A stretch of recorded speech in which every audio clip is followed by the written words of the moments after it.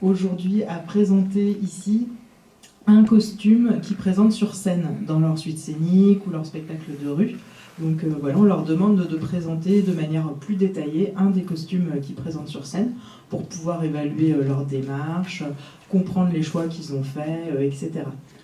Donc cette partie de présentation de costumes, elle dure 15 minutes maximum, elle peut durer que 10 minutes si certains ont moins de choses à dire. Et elle se déroule en 3 parties. Donc le groupe commence par présenter justement le costume qu'il nous montre, par expliquer quelle est sa démarche sur ce costume. Ensuite, on a posé une question à chaque groupe qui a reçu cette question à l'avance. Donc c'est une question qui l'invite à nous parler des thèmes fondamentaux sur le costume. Donc on peut demander à un groupe de parler de ses coiffes, de l'évolution des coiffes, des tabliers, des châles, du costume masculin aussi. Donc il y a différents thèmes qui sont abordés, donc vous verrez tous les groupes là on doit avoir des questions différentes. Donc le groupe a aussi quelques minutes pour répondre à la question, donc il ne fait pas une conférence évidemment, hein. Il fait un effort de synthèse puisque ça dure que quelques minutes. Et puis ensuite les dernières minutes, donc les 5 dernières minutes on va dire au maximum, sont consacrées à un temps d'échange avec le jury qui peut poser des questions au groupe pour demander des précisions. Voilà un petit peu comment va se dérouler cet après-midi. Donc là, cet après-midi, dans cette salle, on accueille les groupes de seconde catégorie. Donc 10 groupes de seconde catégorie. Entre 14h et 18h, je crois. Voilà pour la petite présentation de départ. Je laisse Sébastien, s'il veut, présenter le groupe et faire démarrer l'épreuve. Exactement. Donc on va commencer par le cercle Angela Duval de Paimpol. Donc un cercle qui a été créé en 1981, déjà plus de 40 ans d'expérience. Situé dans le Trégor, donc pas très loin d'ici. Dans le Gouello. Dans le Gouello. Et chose intéressante, c'est la devise du groupe qui reprend les mots d'Angela Duval sur « Je n'échangerai contre nul trésor mon pays, ma langue et ma liberté ».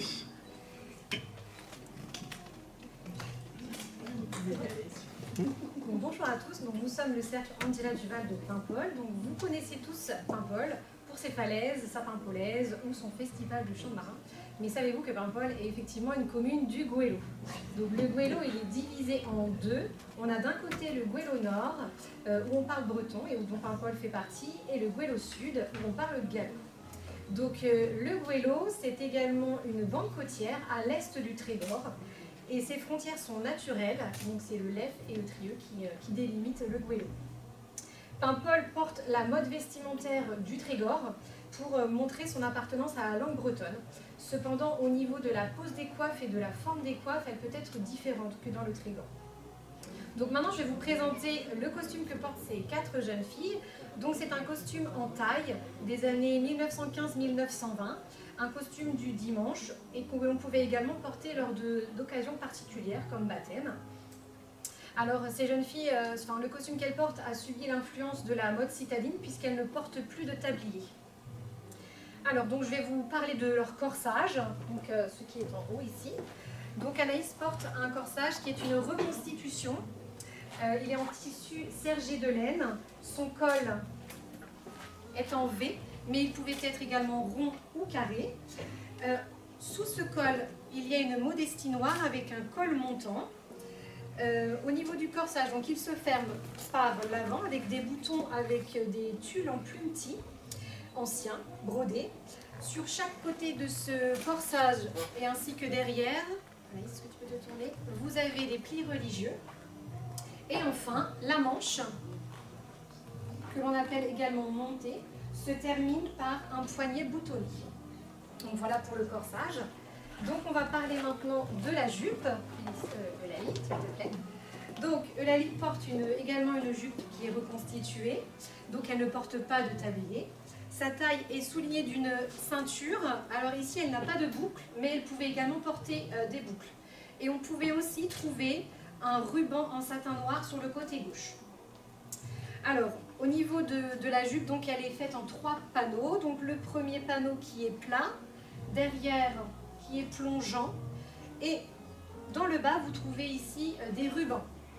Alors on pouvait également avoir des boutons ou alors des passementeries. Voilà pour la jupe, merci Eulalie. Alors ensuite, donc, je vais vous parler des sous-vêtements.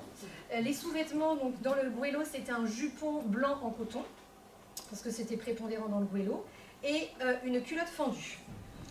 Au niveau de la coiffe, Perrine, alors, donc la coiffe, c'est la touquenne en filet brodé, coton brodé, et elle est donc portée sur la coiffure du Trégor goëlo.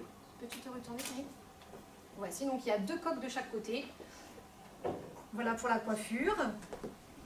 Ensuite, à leurs pieds, donc elles portent des chaussures à brides noires, ainsi que des collants noirs opaques pour être au plus proche des bas noirs de laine d'époque. Et enfin, ce costume donc, est orné de bijoux. Donc elle porte soit des dormeuses ou des pendants d'oreilles. Elle porte également une broche et enfin une chaîne qu'on appelle sautoir avec un coulisseau. Est-ce que vous pouvez vous approcher peut-être les filles? Donc soit il était en argent, soit il était en or. Et le petit coulisseau, on l'appelle également poulant de chêne, et donc qui était posé, attaché du côté gauche de la jupe. Donc voilà pour la présentation du costume porté par ces jeunes filles. Est-ce qu'il faut que je rappelle la question qui nous a été posée? Ouais. Ok. J'ai écrit donc. Ok. Donc la question qui nous a été attribuée, c'est évoquer les grandes évolutions dans la structure et la coupe de vos tabliers. Donc le tablier est une pièce maîtresse dans la tenue des femmes pendant une période dans le Trégor goëlo. Nous sommes vraiment dans le goëlo, c'est le terroir Trégor goëlo. D'après la lithographie de M. Lallès, on voit apparaître un tablier en 1849 qui se montre de grande taille, laissant voir le bas de la jupe. Il recouvre amplement les hanches, il a une bavette qui est très imposante, qui prend presque tout le buste. Il est froncé au niveau de la ceinture et il a de grandes poches. Ce tablier pouvait être confectionné en lin, en droguet ou en berlingue et il pouvait prendre différentes couleurs tout en restant tout de même dans des nuances de bleu, vert. À partir de ce tablier, on va pouvoir noter une évolution et notamment vers 1860 où on va pouvoir voir une différence entre le tablier qui est mis tous les jours et le tablier qui est mis pour les cérémonies. Ces deux tabliers-là montrent une diminution au niveau de la taille, des poches et de la bavette. Cependant, le tablier qui est mis tous les jours va être confectionné de cotonnade de couleur plutôt claire et il reste très enveloppant, ce tablier tous les jours, alors que le tablier de cérémonie est déjà moins enveloppant et il est confectionné avec des tissus nobles, par exemple de la moire, du satin, la soie, et de couleurs plutôt sombres. En plus de ceci, il est un peu plus travaillé avec l'apparition de galons et de passementeries. Fin 19e, début 20e, les cotonnades qui sont utilisées pour confectionner le tablier tous les jours vont pouvoir être rayées, à carreaux, fleuries, sombres, avec plusieurs couleurs. Et surtout, on voit apparaître un volant en bas de ce tablier. À cette même période, le tablier de cérémonie le tablier de cérémonie, il peut y avoir deux sortes qui vont se côtoyer. Un tablier qui est très long et un tablier qui va se raccourcir au niveau de la longueur, allant jusqu'au genou. La bavette, elle va commencer à disparaître, et comme le tablier de tous les jours d'ailleurs.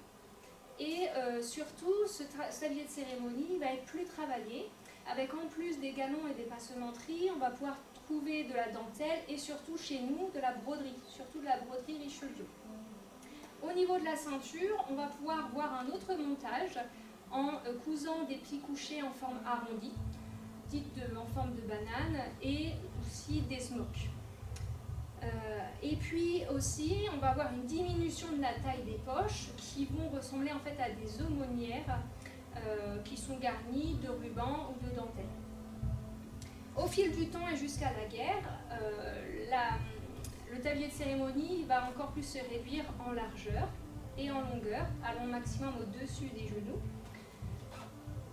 Et il va dépendre aussi de la longueur de la jupe de la femme, bien sûr. La jupe va aussi diminuer.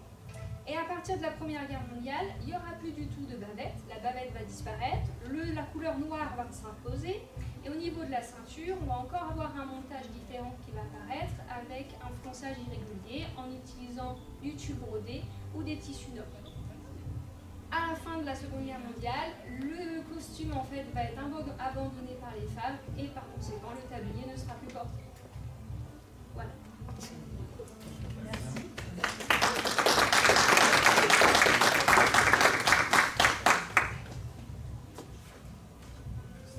Non.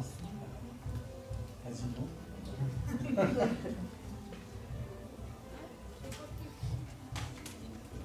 Alors, vous évoquez notamment dans votre dossier la mode de la toucane en filet et par rapport à la toucane en tulle brodé. Donc, vous nous dites qu'il y a une période où les deux, on trouve les deux de manière courante. Est-ce que vous pouvez nous en dire un peu plus sur la toucane en filet, à quelle période ça commence, quand c'est vraiment à la pointe de la mode, enfin voilà, est-ce que vous pouvez nous en parler un peu?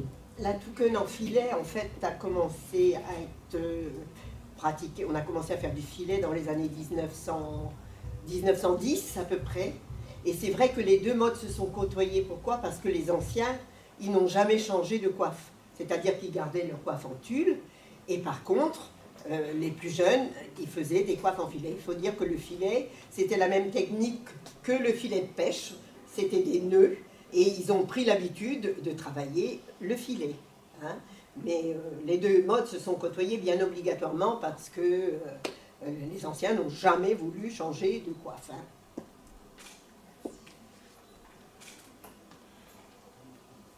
Alors on reste. On reste sur la coiffe. Donc je voudrais savoir ce que c'est que stumer une coiffe et savoir si y a différentes façons de le faire en fonction du lieu ou de l'époque. C'est-à-dire que, en fait, dans le Gouello, nous étions dans le Gouello, et il y a toujours des petites différences avec le Trégor. C'est quand même notre carte d'identité, et puis, donc, on pliait la coiffe, mais ça dépend. Dans le Trégor, la coiffe en filet n'est pas pliée du tout de la même façon que nous. Nous, on ramène les bardes en avant, hein, c'est le pliage, en fait, et le Trégor amène avec les coiffes, je parle du filet, hein, et les coiffes du Trégor vont les bardes en arrière. Ça, c'était la différence des deux régions. Voilà. Merci.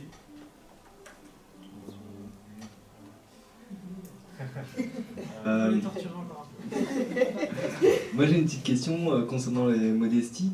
Elles étaient uniquement noires à cette époque ou il y avait différentes couleurs qu'on pouvait retrouver? Non, elles n'étaient pas que noires, elles étaient aussi blanches. On trouvait du blanc, on trouvait du noir. Pas de couleur autrement, mais du blanc et du noir. Alors souvent, sous les modesties, ce que l'on ne trouve plus actuellement, il y avait des baleines. Ce que nous, on ne trouve plus, les baleines, on a cherché, mais on n'a pas trouvé. Mais disons que c'était baleiné. On a encore le temps.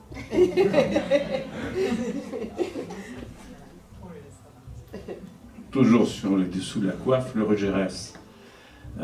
Est-ce qu'il y a différentes façons de le mettre et en fonction de même chose de l'époque, du terroir ou des habitudes de l'une ou de l'autre? J'ai pas compris, pardon. Le regerès, le ruban, oui. D'accord, qui tient tout. Oui, c'est le secret de la voilà. Non, chez nous, il n'y a qu'une seule façon de le mettre.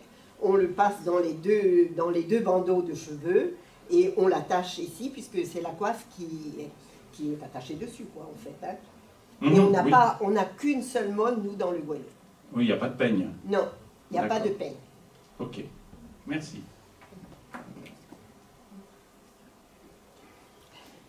Merci à vous. Pour nous, c'est bon. Merci.